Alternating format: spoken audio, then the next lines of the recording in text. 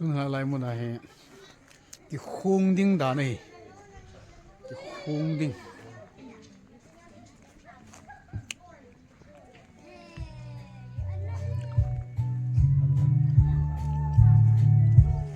cho trong nó sải em căn vậy sợ đây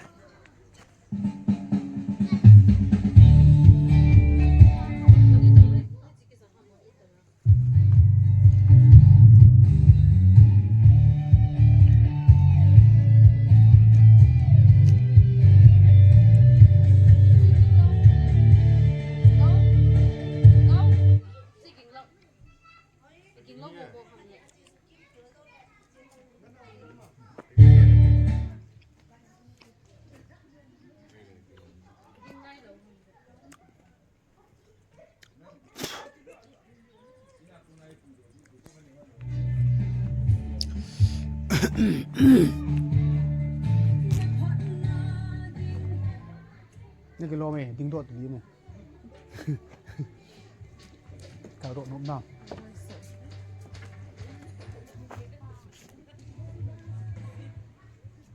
yeah. Họ in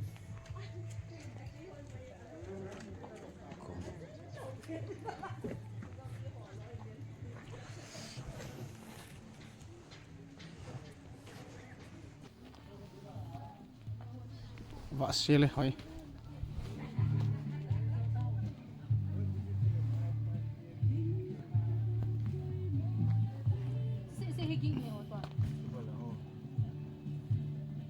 hỏi tân về tô hả nó nhìn đi nhìn hòn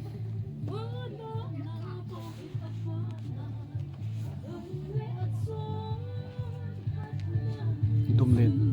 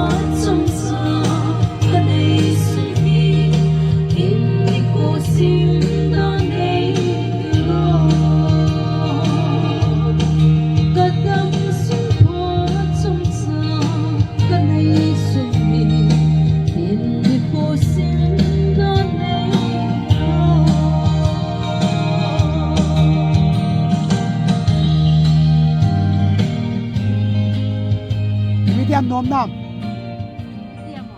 ana chana an no me hoi hoi sial Sound test na lang. la sound test na la ni ki chai ki paltan la ni sa chai tai hoi na je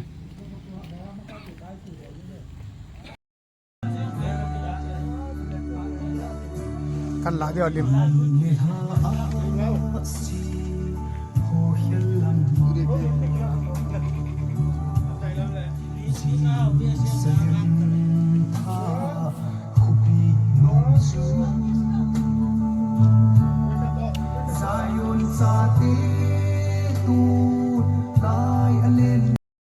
kaya yung invent view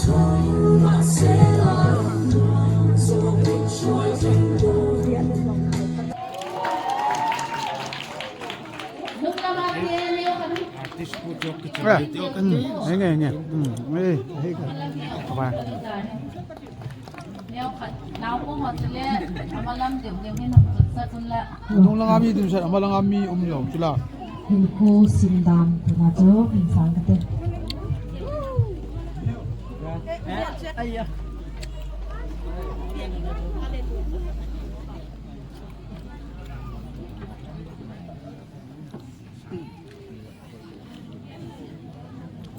ko sim dam chuk ti ngai no me hi ate ni sa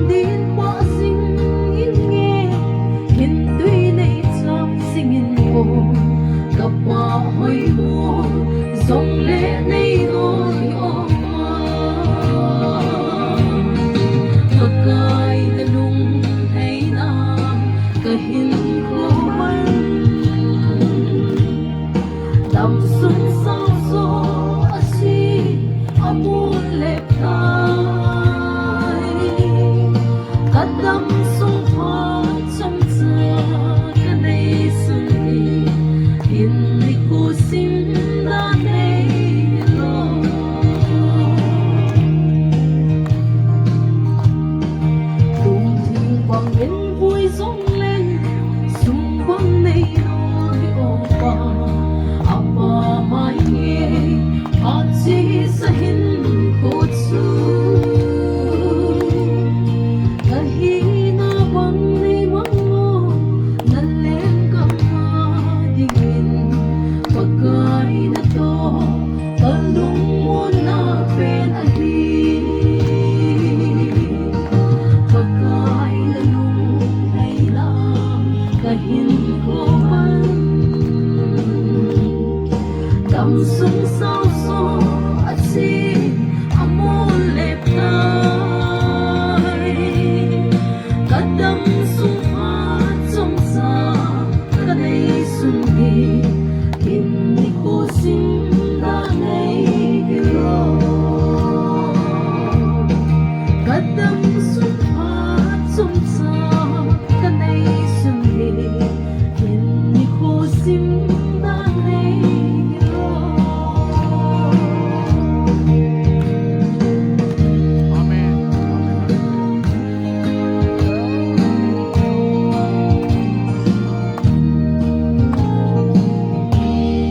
Pathini ni bon chaw ba tin pathei bu pi ta wen Hallelujah. Amen.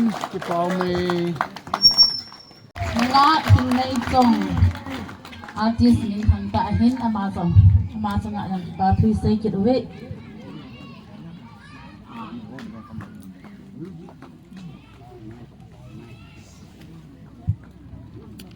hello the bonun ni ha pha นี่ล่ะพา ni ha pha ai miu ai pui ai piu pathian thang vai nam han la Amen.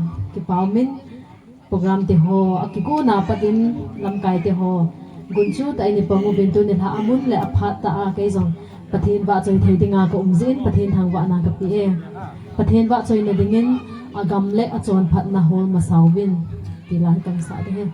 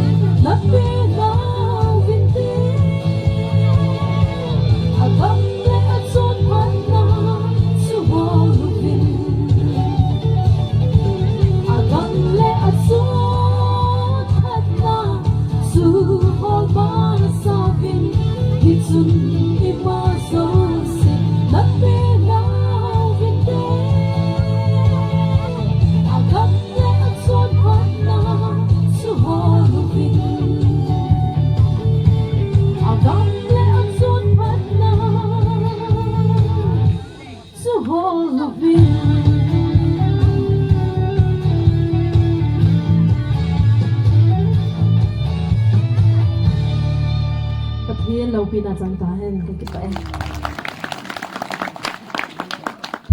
và có mấy và đình này xong học kịp xuống bên kịp bạc thu ibang gian son son kịp bạc cầu mà mày à ta có xuống advertise khắp và gọi các tin sẽ làm một con canteen hàng lại thế nào bộ cô ta bằng adang cha cái gil kia là mọi người lấy thím pi là bora anh lấy cano buri bang chân rồi một thế vậy thì khác mi pi tên các bác hết sắc cái mi pi tên kia ngà chú lẽ dan lẽ special ticket lẽ hung ki hom đi mai jadi chú lẽ các bác hết sắc mà sắc lên là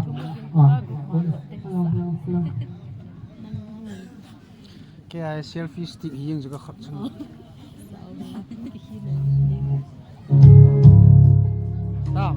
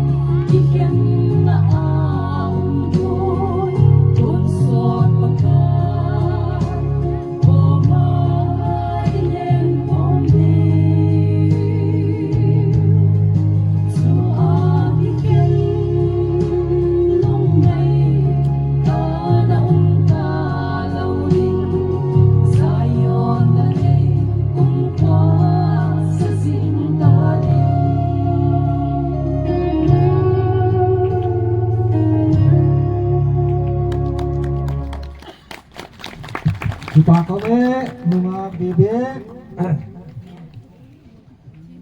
artis hi history nya kat bagian le ma khung kangchuk anga ku area ku singer kata ya gospel singer lara ne ya kan eu ichang ihung chang phawa no pi nung le ai banga no pi banga hi tu lai nunga hun tiang sanga hi le ami alhoi son na ai le ma hun bakki Kanihin man. Mana muli? Di na itu. Awam mo na pang feedback wa. Kaya sa uyo ka pa kami ya.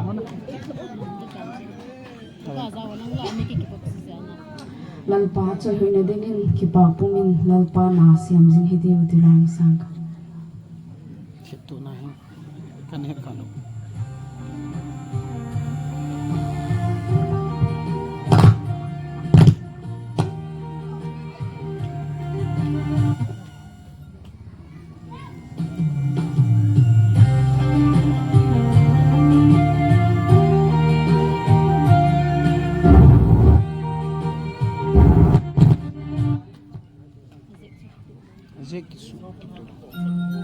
Okay.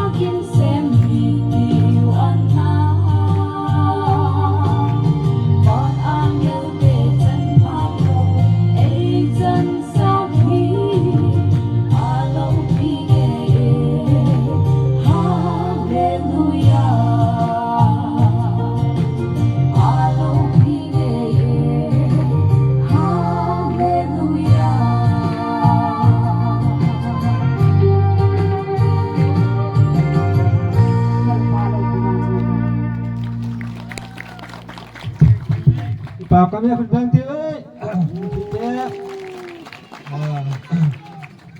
asal nu piling boy baik semua kipak thu ibagyan wa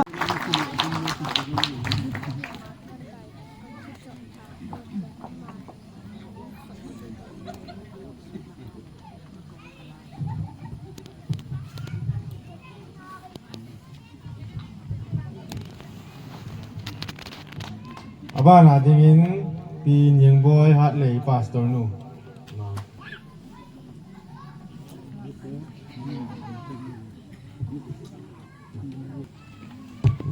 Aba natin in evan thang cha kong sai. Mang kulap ang na. So my nelson huita.